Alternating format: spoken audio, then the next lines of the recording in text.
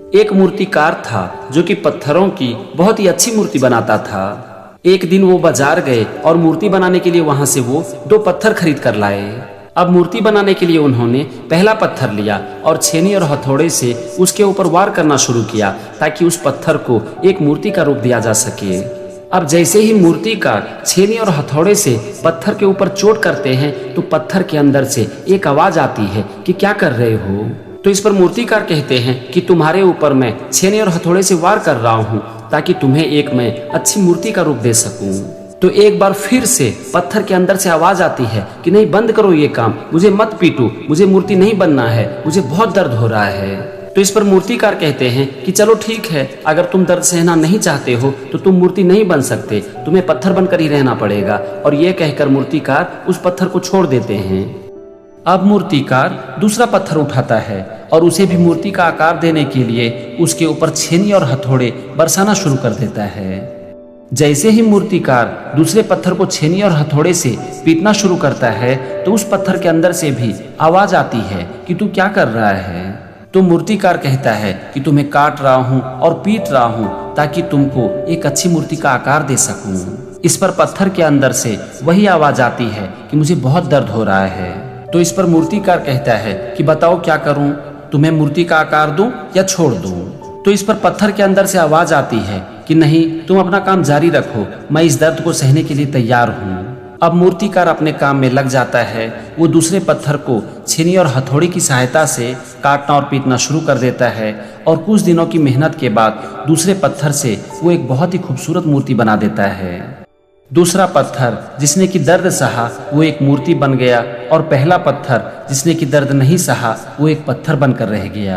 कुछ दिन के बाद एक ग्राहक मूर्तिकार के पास आता है और वो उस मूर्ति को खरीद लेता है। मूर्ति बेचने के बाद मूर्तिकार उस ग्राहक से कहता है कि मेरे पास एक पत्थर भी है जो कि किसी काम का नहीं है, अगर तुम चाहो तो इसे अपने पास रख लो, हो सकता है कि ये पत्थर तुम्हारे काम आ जाए।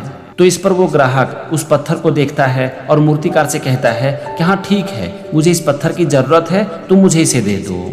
अब वो ग्राहक वहां से चला जाता है और उस मूर्ति को एक मंदिर में स्थापित कर देता है और उस पत्थर को उस मूर्ति के सामने रख देता है। रोज उस मंदिर में लोग आते हैं, उस मूर्ति के सामने हाथ जोड़ते हैं, प्रार्थना करते हैं और उसकी पूजा और अर्चना करते हैं और दूसरे पत्थर का उपयोग करते हैं नारियल फोड़ने के लिए। अब एक दिन आधी रात के समय जबकि पूरा मंदिर खाली था और मंदिर में एक भी भक्त नहीं था, तो दूसरा पत्थर जिसका उपयोग नारियल फोड़ने के लिए किया जा रहा था वो पहले पत्थर से कहता है जो कि मूर्ति बन चुका था कि ये तो सरासर अन्याय है। दूसरा पत्थर आगे कहता है कि हम दोनों इस मंदिर में एक ही दिन आए हैं, लेकिन तुम्हारे सामने लोग मन्नत मांगते हैं, तुम्हारी पूजा और अर्चना करते हैं, तुम्हारे सामने हाथ जोड़कर खड़े रहते हैं और मेरा उपयोग लोग करते हैं नारियल फोड़ने के लिए। ये तो सरासर अन्याय है। तुम तो आराम से बैठे हुए हो और सारे भक्त लोग तुम्हें अपने सर पर बिठा कर रखे हैं और मुझे इस नारियल से पीट रहे हैं, मुझे दर्द दे रहे हैं और मुझे इस दर्द को रोज सहना पड़ रहा है। पत्थर कहता है कि जरा सोचो ये कितना अन्याय है, जिस नारियल को लोग मेरे ऊपर फोड़ रहे हैं, मुझे दर्द दे रहे हैं, उसी नारियल को लोग तुम्हारे ऊपर चढ़ा रहे हैं। तो इस पर पहला पत्थर जो कि अब एक मूर्ति बन चुका था और उस मंदिर में विराजमान था, वो दूसरे पत्थर से कहता है कि अगर तुम उस दिन उस मूर्तिकार के छेनी और हथौड़े के दर्द को सह लेते तो आज तुम्हें ये दर्द नहीं सहना पड़ता। पत्थर आगे कहता है कि देखो, अगर ये जिंदगी है तो तुम्हें दर्द तो सहना ही पड़ेगा, लेकिन तुम्हें ये तय करना है कि तुम दर्द पहले सहना चाहते हो या फिर बाद में। मैंने पहले ही ये दर्द सह लिया, इसीलिए आज लोग मेरी पूजा कर रहे हैं और मुझे वो दर्द सहना नहीं पड़ रहा है, लेकिन तुमने पहले इस दर्द को नहीं सहा और इसीलिए आज तुम्हें वो दर्द सहना पड़ रहा है। दोस्तों, ये छोटी सी कहानी हमें क्या सिखाती है? ये कहानी हमें यही सिखाती है कि अगर जीवन है तो जीवन में हमें हर हाल में दर्द सहना ही पड़ता है।